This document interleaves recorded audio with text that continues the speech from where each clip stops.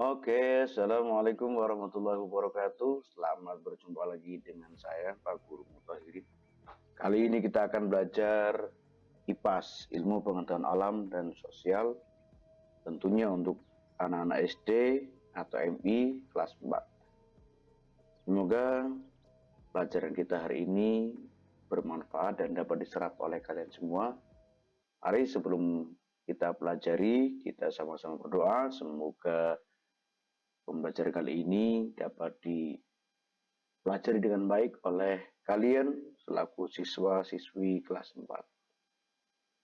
Berdoa mulai.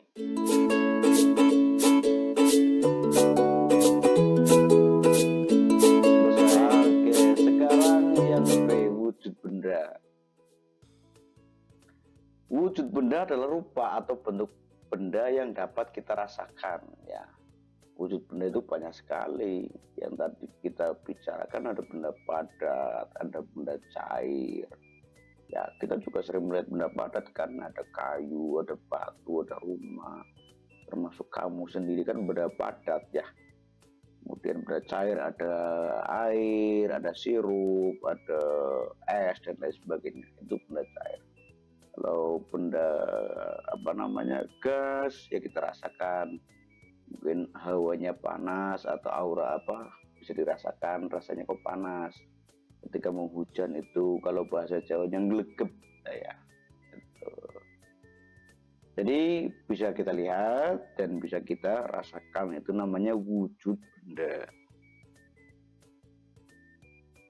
Ya, wujud benda. Ini ada benda padat, benda cair, dan benda gas. Benda padat. Nah, ciri-cirinya zat penyusun benda padat sangat rapat. Ya. Ciri-ciri yang pertama, zat penyusun benda padat sangat rapat. Jadi rapat sekali, makanya sulit untuk dilepaskan. Ya. Contohnya kayu, batu, ya itu kan susunannya sangat kuat gitu loh. Nah ini. Kemudian ciri yang kedua, bentuknya tidak mengikuti bentuk wadah. Ya. Misalkan kamu segenggam batu, kamu masukkan ke dalam gelas, ya tetap wujudnya seperti itu, bentuknya seperti itu, nggak mungkin mengikuti ruang gelasnya. Ya, karena ciri benda padat yang kedua adalah bentuknya tidak mengikuti bentuk wadah. Massa dan volumenya tetap, ya. Jadi massa dan volumenya tetap. Ya wujudnya kayak gitu-gitu aja, enggak berubah. Walaupun dimasukkan ke ember, kemanapun. Ya berikutnya benda cair ya. Ciri-cirinya zat penyusun benda cair tidak terlalu rapat, berbeda dengan benda padat. Kalau benda padat sangat rapat sekali sehingga kuat. Kalian bisa membedakan lah antara benda padat dengan benda cair ya. Itu pasti bisa dibedakan, bisa dirasakan ya. Kenapa kok benda cair gampang terurai, gampang dikoyak, gampang disentuh, ataupun tidak bertahan seperti benda padat ya. Kalau kita memotong benda padat pasti harus dengan alat, batu dengan bodem atau dengan kencing, kayu dengan parang atau dengan senso, gaji mesin dan lain sebagainya. Ya. Tapi kalau air tidak usah, tinggal kita tuangkan saja di gelas yang lain atau di wadah yang lain, dia pasti akan memisah. Ini cirinya benda cair adalah zat penyusun benda tidak terlalu rapat sehingga mudah untuk dipisahkan atau dibagi-bagi. Ciri yang kedua, bentuknya mengikuti wadahnya dan volumenya tetap. Ini beda dengan benda padat. Volume itu padat, kaku, ya, keras.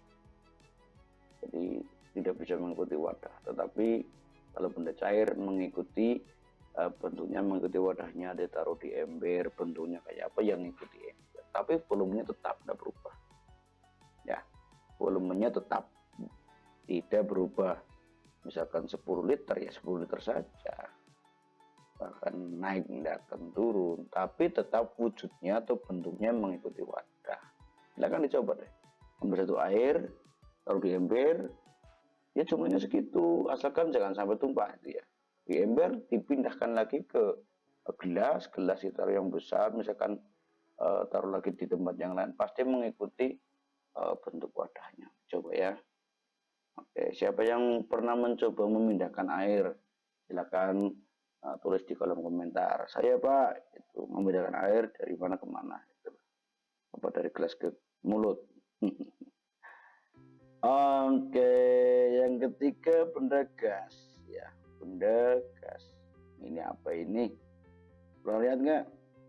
Ini ada balon, ya balon udara yang biasa kalian lihat di ketika kalian ulang tahun ya, misalkan ulang tahun namanya, misalkan kalian perempuan namanya jelita misalkan, dibelikan tulisan huruf-huruf kayak gini nih, ya.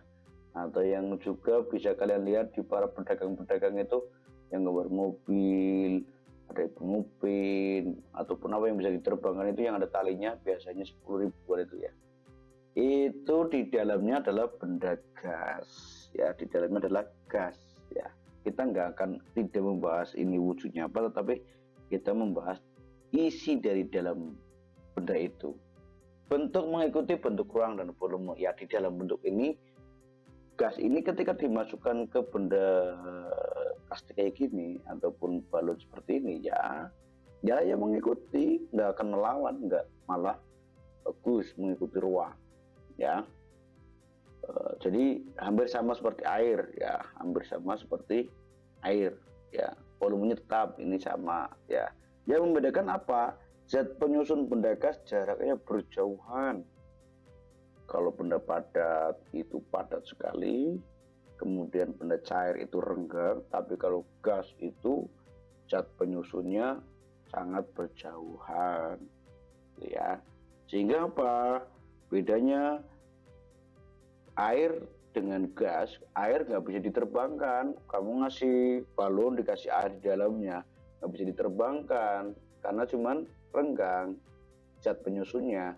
Tetapi kalau kamu lihat di balon-balon udara yang dijual itu yang 10 ribuan atau ya yang kita lihat lah itu ya, seperti gambar ini bisa diterbangkan karena memang sangat ringan sekali.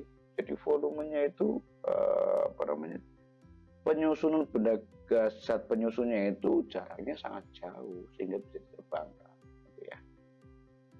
Perubahan wujud benda. Perubahan wujud benda. Pemanasan dan pendinginan dapat mengakibatkan benda mengalami perubahan wujud. Dengan panas dan dingin, benda akan mengalami perubahan wujud. Ya, di sini ada cair, ada padat, ada gas. Ya. Dari benda gas atau dari gas ke cair itu disebut mengembun. Ya, dari gas ke cair disebut mengembun. Kemudian dari padat ke cair itu mengkristal. Ya, dari padat ke cair itu mengkristal. Dari padat ke gas itu membeku. Ya, membeku.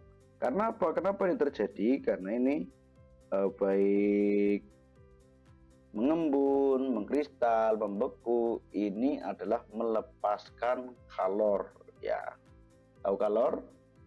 Bukan kolor, tapi kalor ya. Barangkali belum tahu, kalor adalah salah satu bentuk energi yang bisa berpindah dari benda dengan suhu yang lebih tinggi ke benda yang bersuhu lebih rendah jika keduanya dipertemukan atau bersentuhan. Gitu ya. Apa tadi melepas kalor? Silakan jawab di kolom komentar ya. Selanjutnya dari gas ke padat ya, dari gas, benda gas menjadi padat itu disebut mencair ya. Kalau dari cair ke padat itu namanya menyublim. Dari cair ke gas itu namanya menguap. Karena apa? Kenapa ini bisa terjadi? Karena melepas kalor. Ayo sekali lagi, kalor itu apa? Silakan jawab di kolom komentar ya, supaya kalian menjadi siswa yang pandai. Jadi jangan hanya menyimak. Kalau memang ada pertanyaan, jawab. Jawaban salah nggak apa-apa ya. Yang penting dijawab. Syukur-syukur benar, nanti Pak Guru kasih lope ya, sama kasih jempol. Mintanya berapa? 100 jempol ya, bolehlah. Nah kalau muat ya. Oke, dilanjut. Mencair dan membeku.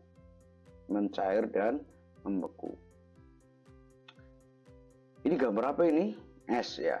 Ini gambar es, batu es ya, batu es yang meleleh itu ya. Ini namanya mencair. Apa itu mencair? Mencair adalah perubahan benda padat menjadi benda cair. Bukan mungkin, kalian pasti sering melihat ya. Bahkan tiap hari kamu di sekolah kan jajannya es. Ada batu es, kemudian ditaruh di tanah yang ada mataharinya atau yang kena sinar matahari, pasti meleleh. Ya, pasti meleleh. Kenapa meleleh? Karena ini menerima kalor. Menerima kalor lagi. Silakan jawab apa itu kalor. Tadi sudah saya sebutkan ya. Dipikir lagi ya, ataupun diangan-angan. Makanya ketika ada informasi yang baru dicatat ya. Oke, sekarang membeku ya, membeku. Mungkin yang di rumah punya kulkas ya. Itu ketika membuat es dari benda cair ditaruh di kulkas, kemudian setelah beku diambil. Nah, ini namanya membeku. Membeku adalah perubahan benda cair menjadi benda padat. Ini sudah biasa kalian lihat ya. Kenapa membeku dari cair menjadi padat? Ini karena melepas kalor.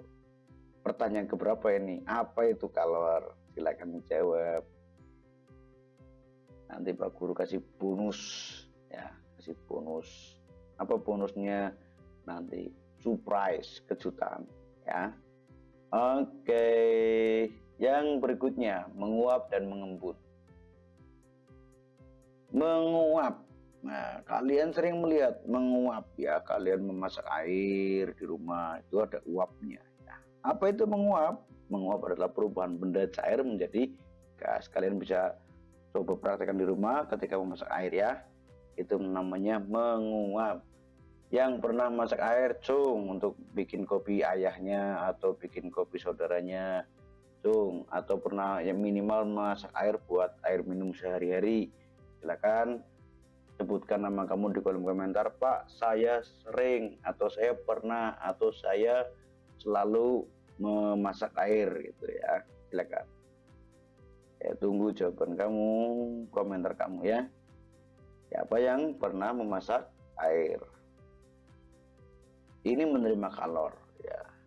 Kalor lagi ya. Tentunya semakin sering mendengar kalor, maka kamu semakin paham apa itu kalor ya. Di sini saya kasih jawaban biar kamu tambah cerdas ya, bahwa kalor adalah salah satu bentuk energi yang bisa berpindah dari benda dengan suhu yang lebih tinggi ke benda yang bersuhu lebih rendah jika keduanya dipertemukan atau bersentuhan. Itu namanya kalor. Coba ulangi, tulis di kolom komentar ya. Kemudian mengembun ya, mengembun. Kamu pasti pernah melihat ini ketika menaruh batu es di gelas, kemudian di gelasnya itu kok ada seakan-akan ada bercak-bercak air ya. Ini namanya mengembun. Apa itu mengembun? Perubahan benda gas menjadi benda cair, ini disebut mengembun. Sekali lagi bahwa mengembun adalah perubahan benda gas menjadi benda cair ya. Kalian sering melakukan ini ketika beli es ya, ditaruh di gelas ya. Ini mengembun berarti melepas kalor. Oke, sampai di sini dulu materinya. Kita akan lanjutkan di materi berikutnya, tentunya masih di pelajaran IPAS. Tetap semangat, tetap belajar, tetap jaga kesehatan, dan tetap jaga kekompakan. Kita berjumpa di video berikutnya. Assalamualaikum warahmatullahi wabarakatuh.